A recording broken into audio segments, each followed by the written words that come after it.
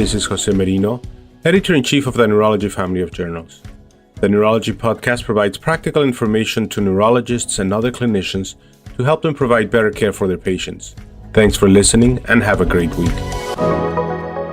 Hello, everyone. This is Andy Southerland from the University of Virginia, and I'm very excited once again to be speaking with my colleague, Seemant Chaturvedi, who is the Director of the Stroke Division at the University of Maryland. Seemant and I are once again going to be bringing to you highlights from the latest and greatest in the world of stroke and stroke research. This time from Seemant's travel to the 11th European Stroke Organization Conference, or ESOC, that was held May 21st to 23rd in Helsinki, Finland. Seemant, welcome back to the podcast and welcome back from Finland. Yeah, thank you, Andy. Pleasure to be with you today. Well, it's a pleasure to have you. I know that if folks have listened to these iterations of the podcast before, we like to pick out a few of sort of the most important trials in the world of stroke and share them with you and for those both practicing stroke and interested at large in our neurology listening community. And we have several really interesting studies to talk about today, a few of whom really focus again on the acute stroke side. And then we'll talk about one study, an important study in the world of stroke prevention as well. But the first one I think, Seemant, that we wanted to discuss was called the Bridge TNK trial. And for our listeners, this is a trial of intravenous tenecteplase, or TNK, before thrombectomy and stroke. It was actually published simultaneously with this presentation on May 21st, 2025 in the New England Journal of Medicine, so folks can seek out the full trial. But this trial was looking, again, to carry forward our understanding of the safety and efficacy of specifically intravenous TNK or tenecteplase before endovascular thrombectomy as an adjunct, of course, or a coincident treatment for acute ischemic stroke due to large vessel occlusion. So Seemant, I guess for our listeners, they may be hearing this and thinking, well, this sort of feels like answered science, or we've seen research in this area already. Isn't this already the standard of care? But what was new and different about Bridge TNK, and why did you find it interesting presented out at ESOC? Yeah, I think for Bridge TNK, one of the novel aspects was that this looked at tenecteplase in combination with thrombectomy. And many of the previous studies had focused on alteplase, and they had sort of a mixed picture in terms of the earlier studies. And so I think this was still of great interest to the attendees. And this was a medium-sized study from China where they enrolled 550 patients, and they were looking at the use of tenecteplase plus thrombectomy versus thrombectomy alone. And these patients were enrolled with a median NIH stroke scale of 16. The majority of the patients had occlusions in the proximal middle cerebral artery. Primary outcome that the authors were looking at was modified Rankin score of 0 to 2 at 90 days. And this was found in 53% of the patients who got tenecteplase plus thrombectomy versus 44% of the patients who got thrombectomy alone. And so this was a definite benefit with the combined use of tenecteplase plus thrombectomy. I should mention that these authors only enrolled patients who could be treated at the presenting hospital. So they did not include patients who were transferred from other centers.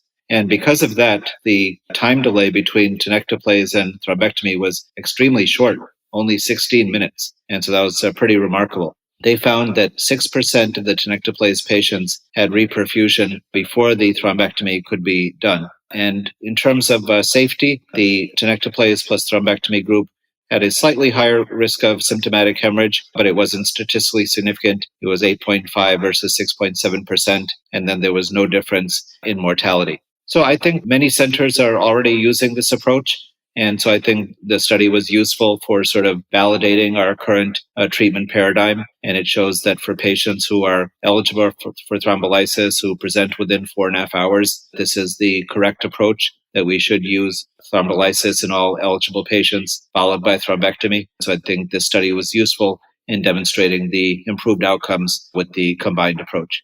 That's an important distinction to make, is that while we've had other trials, most of them, again, have focused on alteplase or TPA, the traditional sense, and this study really advancing the question forward with tenecteplase or TNK, which I think is fair to say is quickly becoming the broad-based standard thrombolytic that most places are using, certainly in the U.S. and increasingly around the country. But, it confirms, I think, what most of us are already doing, Seemant. An important that you point out that in this trial, at least, that this was not a large proportion of folks were being transferred in sort of the traditional drip and ship approach to treating patients with large vessel occlusion. Does this sort of answer this question on the whole? Are there residual research questions about this, or do you think it's pretty much let's go forward and it's TNK if they're eligible, followed by thrombectomy?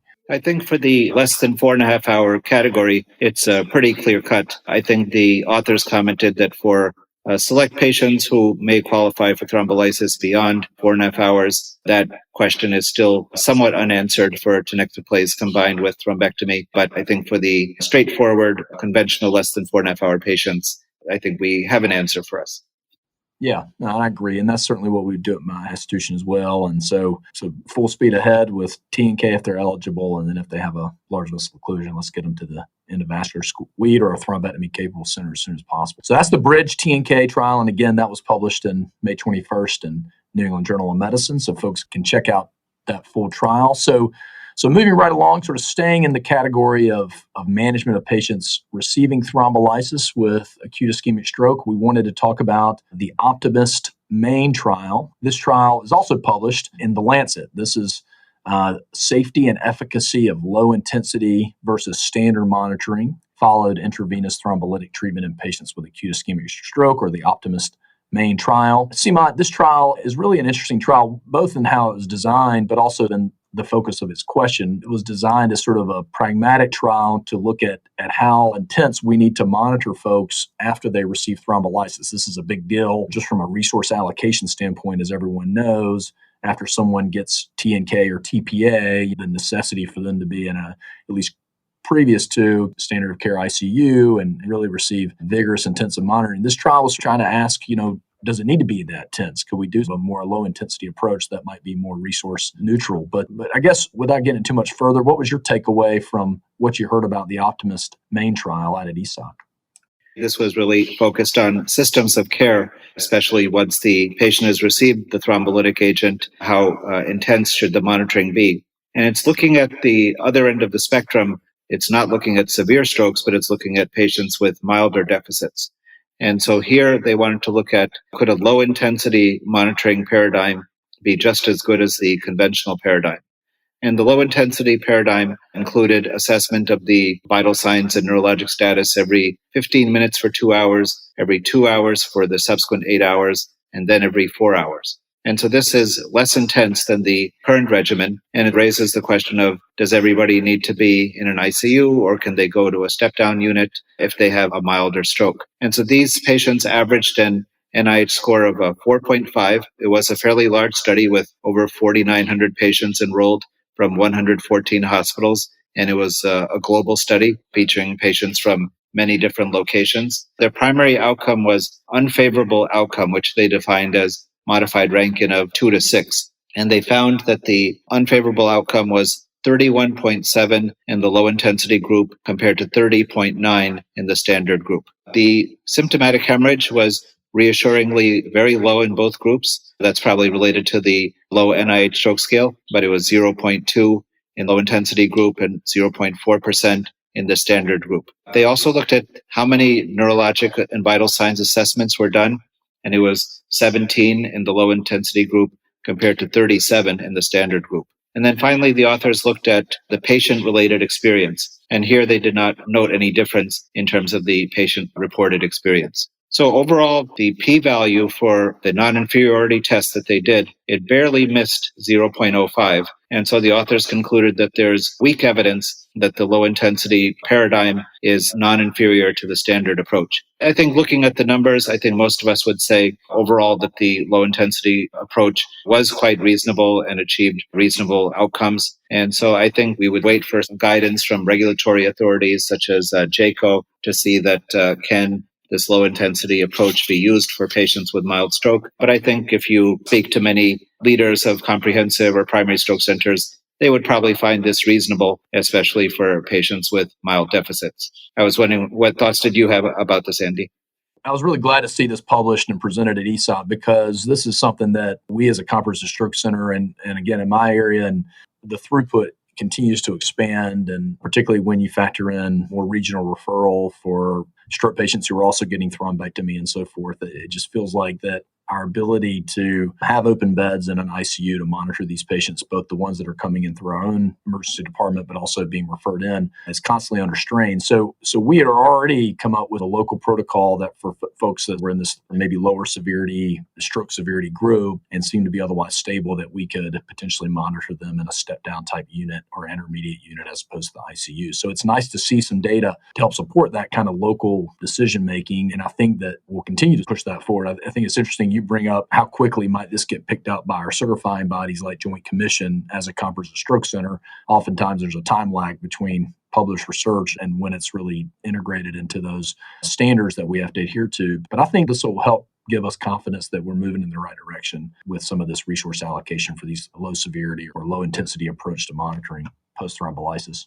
Yes, I agree. And I think we should recognize that many hospitals are somewhat constrained in the number of ICU beds or the number of patients with beds available in a stroke unit.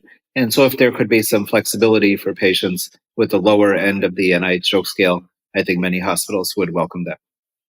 I think that's a really good point too, Seemant. It's not just about resource allocations at the hubs, the comprehensive stroke centers, but also having a subset of folks who can get thrombolysis locally and stay locally. And I think that's going to be better for their recovery and disposition and transitions of care as well. I think this also gives some confidence, hopefully, to those facilities as well about the very low risk of hemorrhage in these patients and sort of the concern about having additional neurosurgery and ICU-related resources potentially on hand for, again, a certain subset of these folks getting thrombolysis.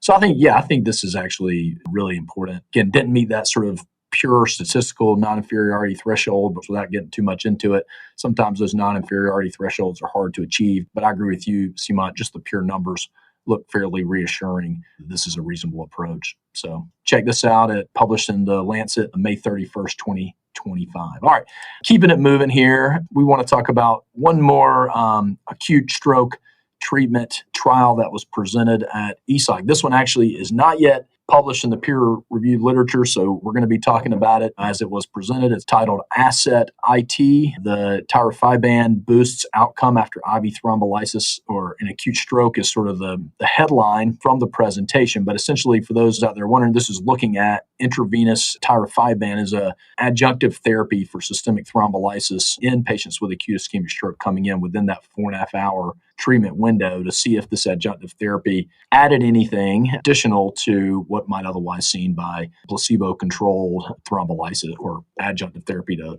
thrombolysis sort of standard of care. So what was presented here, Seemant, and what do you anticipate being shared in the literature that may or may not change our practice? This was another multi-center study from China, fairly large with 832 patients. And the rationale here was that we know that some patients with acute stroke due to atherosclerosis, especially intracranial atherosclerosis, they may suffer from reocclusion of the vessel after initial treatment with thrombolysis. And so therefore, would the addition of tirofiban be useful in helping maintain vessel patency and therefore potentially improving patient outcomes? And so here they enrolled patients who received intravenous thrombolysis, and then they were randomized to receive either intravenous tirofiban or placebo following the thrombolysis. And these were patients with a fairly mild strokes, including a median NIH stroke scale of 6. The patients had a median aspect score of 10, indicating that they didn't have significant amounts of infarcted tissue at the time of treatment. And the tirofiban was given for a 24-hour infusion, and they looked at the primary outcome being excellent functional outcome defined as a modified Rankin of 0 to 1. And they found that the tirofiban-treated patients had a better outcome, with about 66% having an excellent outcome compared to 55% of those who received placebo. Interestingly, the symptomatic intracranial hemorrhages were remarkably low with tirofiban, only 1.7%, and there were none in the placebo group who received intravenous thrombolysis alone. And so overall, the authors were claiming that the outcomes were better. They commented that they specifically excluded patients with atrial fibrillation because they wanted to focus on patients with atherosclerotic stroke and especially intracranial atherosclerosis, which is very common in Asian populations. However, I would say that there was some controversy about the presentation, and many people, I think, were very surprised that the symptomatic hemorrhage rate was as low as it was at only 1.7%. because previous studies have shown that even when you add aspirin within 24 hours of intravenous thrombolysis, that the hemorrhage rate was increased. And so here, I think many attendees were saying that they were not ready to implement this practice in routine clinical care, and they definitely would like a confirmatory study before adopting it into their clinical programs. But it was certainly of interest. I think there's certainly some biologic rationale, but I think this would require a confirmatory study, and most people viewed that it was not ready for prime time. Thanks, Seemant. That'd be my sense as well. And I think I failed to mention tirofiban is an intravenous glycoprotein 2B3A inhibitor. So it's an antiplatelet type medicine of that mechanism. And it's been of interest. I've had others in the similar class, as an adjunctive treatment with thrombolysis and other forms. And so I agree with you. I think this is one that we really need to see it in a peer-reviewed literature, and very likely, as you point out, would want to see another trial of it to make sure that it's something that can be generalizable to practice. But interesting nonetheless, and I think it's particularly interesting that this sort of idea of having an additional adjunctive blood thinning agent or medical treatment in addition to IV thrombolysis is still of interest and will probably continue to be of interest in future research. Lastly, we didn't want to completely soak up all the oxygen with acute stroke treatment on the podcast today. We wanted to talk about at least one important prevention strategy-based study or trial that was presented at ESOC, and in particular, a trial not involving patients here in the U.S. or in Europe, but actually in sub-Saharan Africa. We wanted to talk about PINGS-2, protocol-based trial, phone-based intervention under nursing guidance after stroke. PINGS-2 was in part led by a colleague of ours, recognized Bruce Abigeli, who is an important stroke researcher, international stroke researcher. And in this trial, they were trying to see if a phone-based intervention that was administered in large part by nursing staff in Ghana, in several hospitals in Ghana, could help lead to better blood pressure control in stroke survivors. And of course, high blood pressure being the most important risk factor in this patient population, and largely for recurrent stroke. So in this PINGS-2 study, this sort of phone-based intervention for stroke prevention study, what did Bruce present and how should we take it forward? Yes, I found this of great interest because we know that the rates of stroke morbidity and mortality are very high in low and middle income countries. And also there have not been too many multi-center trials done in Africa. So I really think that Professor Bruce Abigeli should really be commended with his team for launching this study. And so it was felt that the attributable risk of hypertension for stroke occurrence in Africa is extremely high, about 90%, and also due to limited resources in terms of a lack of doctors and lack of affordable medications, that long-term blood pressure control is a major challenge. And so therefore they tried to see whether use of digital health technology could improve outcomes for stroke survivors. And so they included a mobile health intervention, which included home monitoring of blood pressure, along with weekly nurse follow-up for blood pressure, which was above the target level. Also, patient would get medication reminders, and then once a week, they would get telephonic messages about cardiovascular risk reduction. And the primary outcome that they looked at was systolic blood pressure less than 140 millimeters at 12 months after entry into the study. And so the team was able to enroll 500 patients, and 43% were women, which is very commendable. And 82% of the participants completed the study. And very impressively, they found that 67% of the patients who had the PINGS intervention, compared to 43% of the patients who had usual care, achieved the primary outcome of systolic blood pressure less than 140. The data which was presented showed that there was start of a blood pressure difference in the two groups at month 6, and this was carried out into month 9 and month 12, which was the final time of assessment. And the stroke patients who received usual care were 36% less likely to have adequate blood pressure control at 1 year compared to those who received PINGS intervention. And finally, the authors were very optimistic that perhaps this could be extended to other countries or other settings, and that it could be scalable because it was quite inexpensive, with the intervention costing only $538 over the 12-month period. And so I think this was really remarkable as the first large multi-center study to evaluate mHealth intervention for blood pressure control among stroke survivors in Africa. And I think it's definitely promising to evaluate this in other countries and other settings, even within high-income countries. Thank you, Seemant. I think definitely an important trial for a number of reasons, if not just for the pure output of the trial. I'm curious, for your patient population, do you have much home-based monitoring going on for blood pressure or risk factor control, or the PINGS-2 intervention involved that? Home blood pressure monitoring, some medication reminders through the mobile phone alerts, and then also sort of a weekly audio-based education series on high blood pressure and stroke. Are you doing any home monitoring for your patients? No, we try to have a rapid follow-up after hospital discharge, and we try to have patients evaluated within 2 weeks to make sure that they are educated about all their medications and to make sure that they have a secondary prevention plan going forward. But home monitoring we have not done to a large extent, and maybe we should be doing more home blood pressure monitoring among our stroke survivors, especially those who are very high risk for either recurrent events or patients who have difficulty with access to medications.